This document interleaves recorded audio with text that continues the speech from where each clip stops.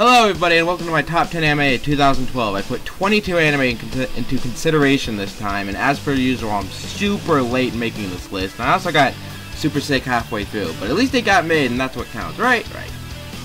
Just to let you know, I'm semi-lenient of what counts as a 2012 anime. For example, if the first half of the anime started in 2011 but ended in the start of 2012, I count it as a 2012 anime. Same goes for an anime that started in 2012 but ended in 2013, which is why I'm not putting an anime like Little Busters in here, because it's not finished yet.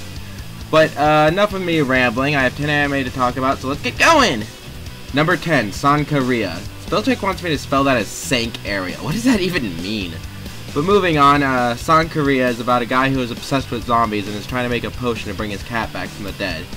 In the process of doing this, a girl he meets ends up drinking the potion, and I don't really want to go too much more into the story and feel that it was spoiled too much, so I'm just going to leave it off saying that it's a really neat, underrated love story involving zombies. Zombies always make everything better, right? Number 9, K. What's with this theme this year of one-letter titled anime? First it's C and now it's K. Whatever. Anyway, K is about the main character named Shiro, who's enjoying his normal life until he's framed for murder. He then gets caught in a battle between 7 psychic gangs. A lot of people really don't like this anime, and I don't understand why. I mean, yes, it does try to be flashy and over the top just for the sake of being flashy and over the top, but is that really a bad thing? Also, most of the male characters in this anime are very attractive.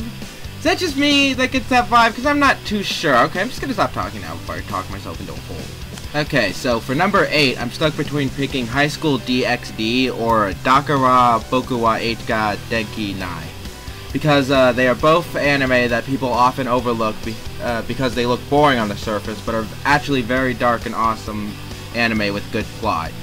But I think School DxD does slightly more with what it has, and its fight scenes are better written in my opinion. So number 8 goes to School DxD, and the DxD stands for Dragons of Dragons apparently. I don't know, don't ask me.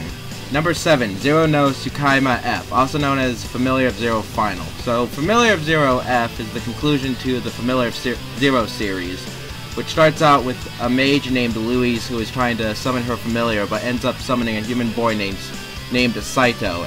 From then on, they battle evil dragons, knights, and other medieval things. As for this season in particular, I think it was a good conclusion to the series. My only complaint is that it was a bit abrupt.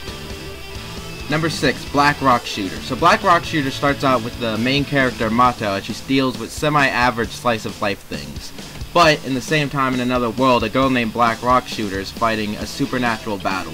While these worlds don't intersect too much, what happens in one world affects the other, and I like this anime because of that. As a follow-up to the popular music video / OVA, I think it does a good job at taking what those started and expanding on it. It's not perfect, but I liked it.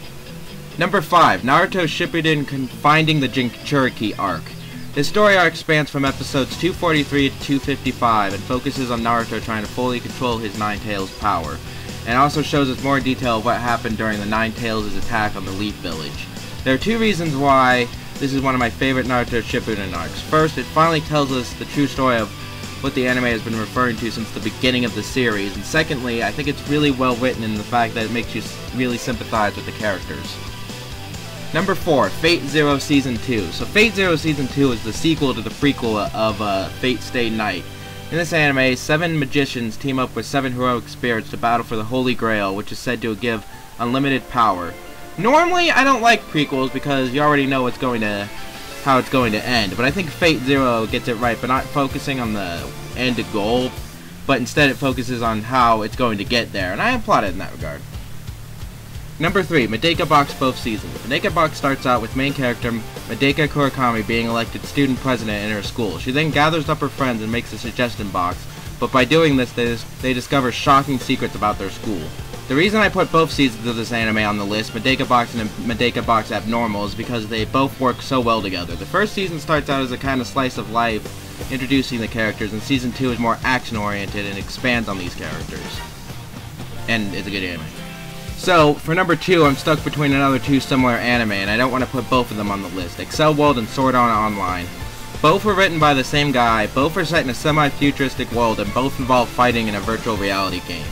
But, I like Sword Art Online a bit more because I like its concept of being stuck in a virtual reality game a bit more, and I like how it tries to mix up the pace a bit more too. So, number 2 goes to Sword Art Online. But without further delay, it is finally time to name my favorite anime of the year 2012. And number 1 goes to Shakugan no Shana Final. This is the 3rd and final season of Shakugan no Shana and takes place right after the events of the 2nd season. The season starts out with main character Yuji going missing. While Shana searches for him, she is shocked to find that Yuji reappears as the leader of the Ball Masque, aka the bad guys they've been fighting the whole time. The reason I put this anime at number 1 is not only because I think it's an amazing conclusion to the series, but also because the first season of Shakugan no Shana was one of the first anime I ever watched, and it gives me this feeling of sadness and happiness at the same time to see it finally concluding. But in conclusion, I think that 2012 has been a great year for anime, and I'm very looking forward to what 2013 has to offer us, and I hope that you have all enjoyed this video. Again, this took forever to make, and I got super sick halfway making it. That didn't really help. But I really enjoyed making it, and I hope that you all enjoyed watching it. See y'all later, everybody. Bye!